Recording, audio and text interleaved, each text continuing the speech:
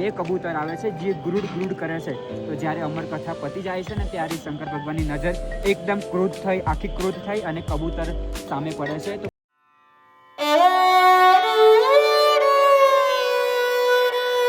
તો તેના 5 વાગી ગયા છે અને અમારી યાત્રાના આજે 28 દિવસ કમ્પ્લીટ થઈ ગયા છે.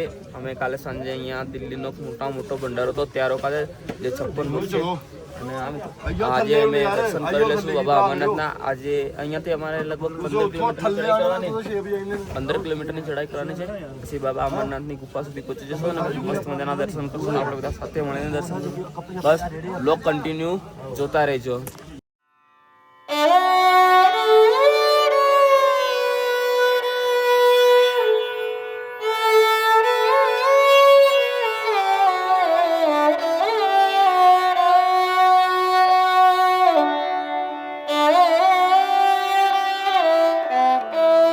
તેના 7 વાગી રહ્યા છે અને બહુ જ સ્લાઇડિંગ છે રસ્તાઓ જો બહુ ખતરનાક. બધા કાલે વરસાદ પડ્યો હતો ને સાંજે, હમણાં બી સવારે ચાલુ જ હતો વરસાદ.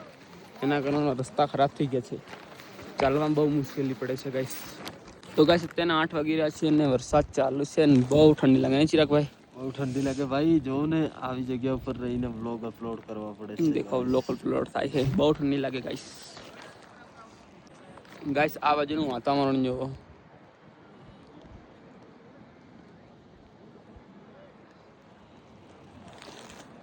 તો ગાઈસ અત્યારના 9:30 વાગી ગયા છે અને અમે પહોંચી જવા કરીએ છીએ પંતરણી. અહીંયાથી રહ્યું છે 1 કિલોમીટર અને અમરનાથની ગુફા રહી છે 7 કિલોમીટર.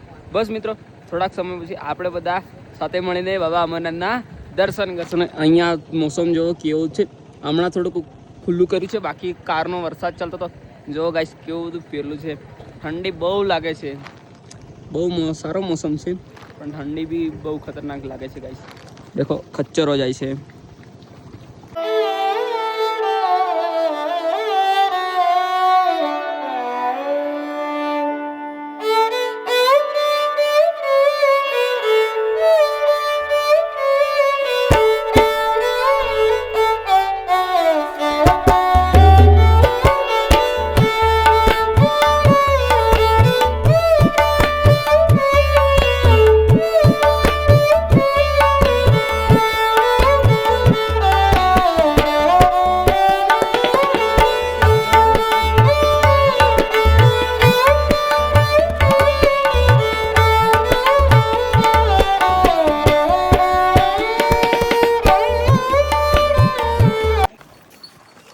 તો ગાઈસ અત્યારના 12 વાગી રહ્યા છે અને અમરનાથ રહ્યું છે 3 કિલોમીટર. જો બસ 3 કિલોમીટરની ચઢાઈ છે. પછી આપણે બાબા અમરનાથના દર્શન કરીશું અને તમને પણ દર્શન કરાવીશું. જો નજારો કેટલો મસ્તનો છે. હલો જય ભોલે.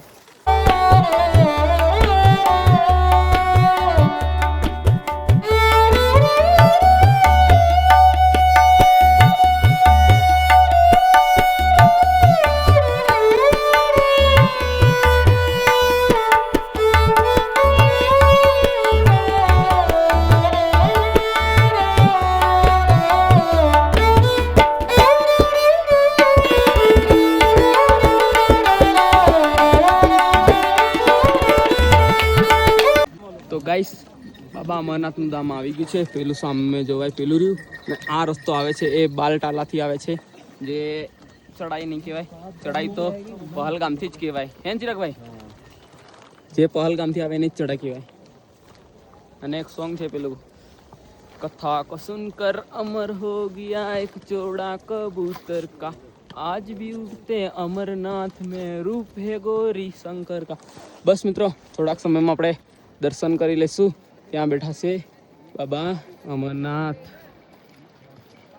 તો ફાઇનલી ગાઈસ હવે અમરનાથ ગુફા રહી છે 2 કિલોમીટર.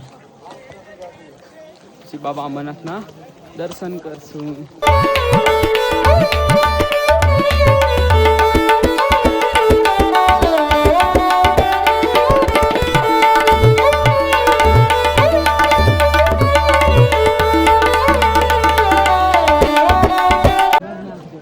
देखो पेलूरी सामे अमरनाथनी गुफा.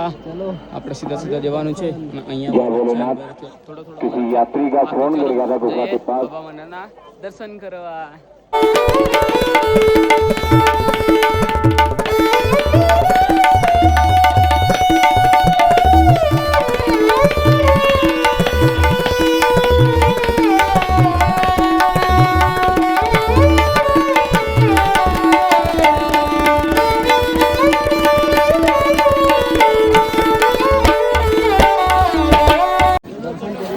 ફાઇનલી ગાઈસ આપણે પહોંચી ગયા છે અમરનાથ ગુફા જોડે. તમે બધા દર્શન કરો, અમે તો દર્શન કરવાના છે. અને હા મિત્રો, આજે સોમવાર છે અને શ્રાવણનો પહેલો સોમવાર છે.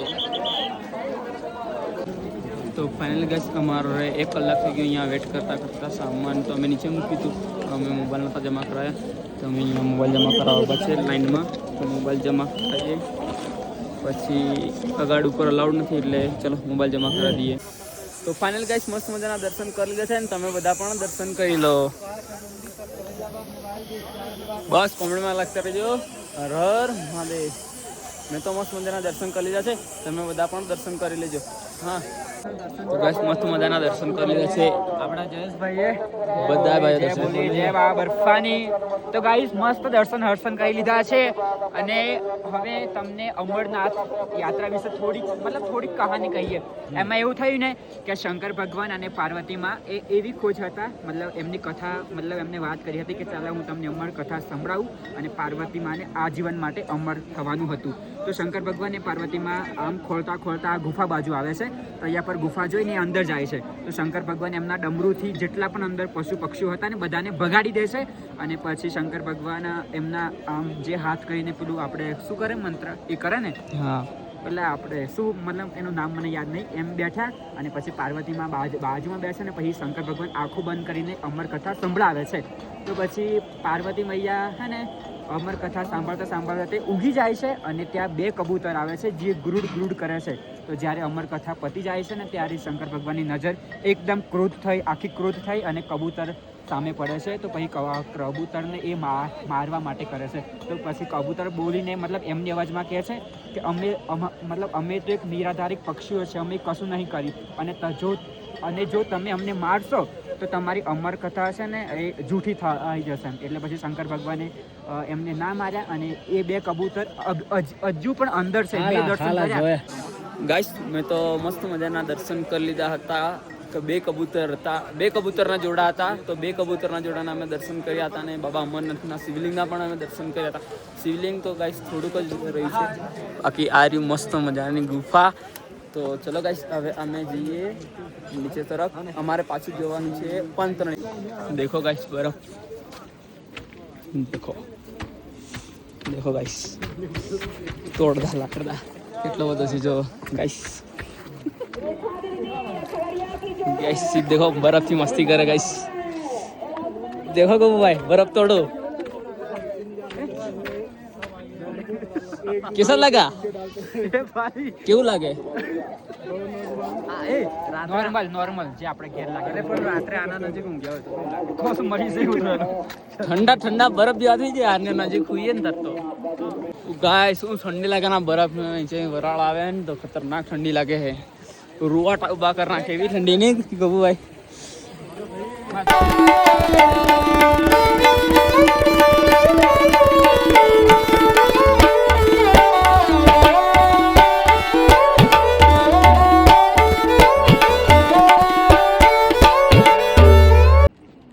તો ગાઈસ અત્યારના 6 વાગી રહ્યા છે, અને દેખો કેટલું મસ્ત ની ધુમ્મસ થઈ ગઈ છે ને ગોપુભાઈ.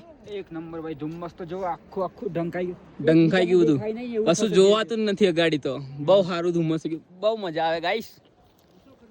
તો ગાઈસ અત્યારના 7:40 થાય છે, અને અમે છીએ પંતરણીમાં, અને આજે અમારે રોકાવાનું છે આવા કંઈક કેમ્પોમાં. તો ચલો અમારો કેમ્પ જ્યાં છે ત્યાં અમે જઈએ. તો ગાઈસ અમે ને ગોપુભાઈ 2 વ્લોગ્સ ક્લિપ લઈ હતા, ને ચિરાગભાઈ અમારા ખોવાઈ ગયા, તમે બૂમા બૂમ પાડે છીએ. ચિરાગભાઈ, ઓ ચિરાગભાઈ. ગાઈસ અમારા ચિરાગભાઈ ખબર નહીં કઈ જતા રહ્યા, અમે 2 ગુમ થઈ ગયા છે. અમે 2 ગુમ થયા, પેલા 2 ખબર નહીં એ ઊભા નહીં રહ્યા કઈ. આવો આ ટેન્ટોમાં ભાઈ, બધા ટેન્ટોમાં ચાલ ખોલીને અમારે જોવાનું કે ચ્યાંમાં ચિરાગ છે, કઈ બાજુ ખબર નહીં ભાઈ. અહીંથી અમે આટલેથી ગુમ થઈ ગયા હતા. આમ ગયા એ લોકો, આમ ગયા ચો ગયા ખબર નહીં, આ કે આમ જતા રહ્યા ખબર નહીં. તો ચલો ખોલીએ, ફોન કરીએ હવે, બીજો ગમે ઉપાય કરીએ. અહીંયા નેટવર્ક બી નથી તો ફોન બી નહીં લાગે ગાઈસ. તો ગાઈસ અત્યારના 9 વાગી રહ્યા છે, ને આજે અમે કંઈક આવા ટેન્ટમાં રોકાયા છે ને ચિરાગભાઈ, અને મસ્ત મજાની ગરમ મેગી મંગાવી લીધી છે. તો મેગી ખાઈ અને પછી સૂઈએ. અને આજનો વ્લોગ કેવો લાગ્યો કોમેન્ટમાં કહેજો, અને યુટ્યુબ ચેનલમાં નવા તો સબસ્ક્રાઈબ કરવાનું ભૂલતા નહીં.